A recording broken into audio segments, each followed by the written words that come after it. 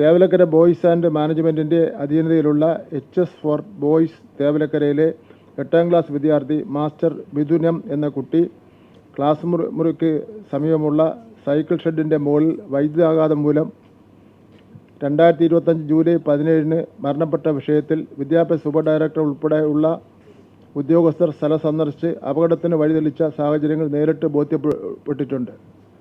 2025-26 അധ്യയന വർഷം സ്കൂൾ തുറക്കുന്നതിന് മുന്നോടിയായി കുട്ടികളുടെ സുരക്ഷിതത്വം ഉറപ്പാക്കുന്നതിന് വേണ്ടി പുറപ്പെടുവിച്ച പൊതുവിദ്യാഭ്യാസ വകുപ്പിൻ്റെ QIP 1-95-20/25 തീയതി 3/5/2025 സർക്കുലർ വിദ്യാഭ്യാസ ഓഫീസർ മുഖാന്തരം എല്ലാ സ്കൂളുകളിലേക്ക് അയച്ചു നൽകിയിട്ടുള്ളതാകുന്നു. സ്കൂൾ പ്രവർത്തന സമയത്തിന് മുൻപായി കുട്ടികൾ സ്കൂൾ പരിസരത്ത് എത്തുന്നതായി കണ്ട സാഹചര്യത്തിൽ കുട്ടികളുടെ സുരക്ഷ ഉറപ്പാക്കുന്നതിൽ സ്കൂൾ മാനേജ്മെൻറ്റിൻ്റെയും പ്രഥമാധ്യാപകരുടെയും ഭാഗത്തു നിന്നും ഗുരുതരമായ വീഴ്ചയാണ് ഉണ്ടായിട്ടുള്ളത്.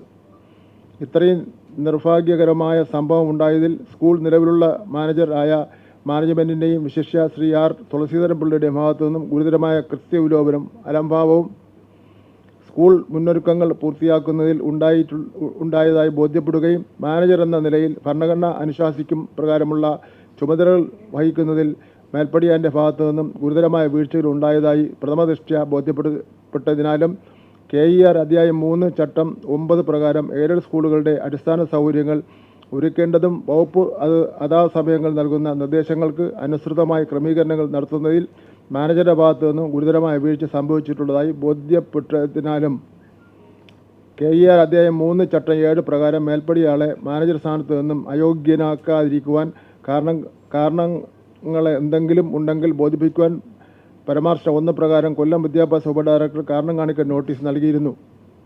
സ്കൂൾ മാനേജർ പരാമർശം 2 പ്രകാരം കാരണം കാണിക്കൽ നോട്ടീസിന് മറുപടി ലഭ്യമാക്കിയിരുന്നു. ആയത് വിശദമായി പരിശോധിച്ചതിൽ നിന്നും സ്കൂൾ കുട്ടികളുടെ സുരക്ഷ ഉറപ്പാക്കുന്നതിൽ മാനേജർ എന്ന നിലയിൽ മനഃപൂർവമായ വീഴ്ചകളൊന്നും ഉണ്ടായിട്ടില്ല എന്നും കഴിയുന്നത്ര കൃത്യതയോടെയാണ് കാര്യങ്ങൾ ചെയ്യുന്നതിന് ശ്രമിച്ചിട്ടുള്ളതെന്നുമാണ് ബോധിപ്പിച്ചിട്ടുള്ളത്. മേൽപ്പടിയം സമർപ്പിച്ച മറുപടിയിൽ ആരോപണങ്ങൾക്ക് തൃപ്തികരമായ മറുപടി ലഭ്യമാക്കിയിട്ടില്ല. ആയതിനാൽ കേരള വിദ്യാഭ്യാസ നിയമം അധ്യായം 3 ചട്ടം 7 പ്രകാരം ശ്രീ R. തുളസീധരൻ പിള്ളയെ Thevalakkara girls and boys high school manager സ്ഥാനത്ത് നിന്നും അയോഗ്യനായി പ്രഖ്യാപിച്ചുകൊണ്ടും പുതിയ മാനേജർ നിയമിക്കുന്നതുവരെ സ്കൂളിൻ്റെ സുഗമമായ നടത്തിപ്പിനായി തേവലക്കര ഗേൾസ് ആൻഡ് ബോയ്സ് ഹൈസ്കൂളിൻ്റെ താൽക്കാലിക മാനേജറായി കൊല്ലം ജില്ലാ വിദ്യാഭ്യാസ ഓഫീസർക്ക് ചുമതല നൽകിക്കൊണ്ടും കൊണ്ടുള്ള തീരുമാനം ആയിട്ടുണ്ട്.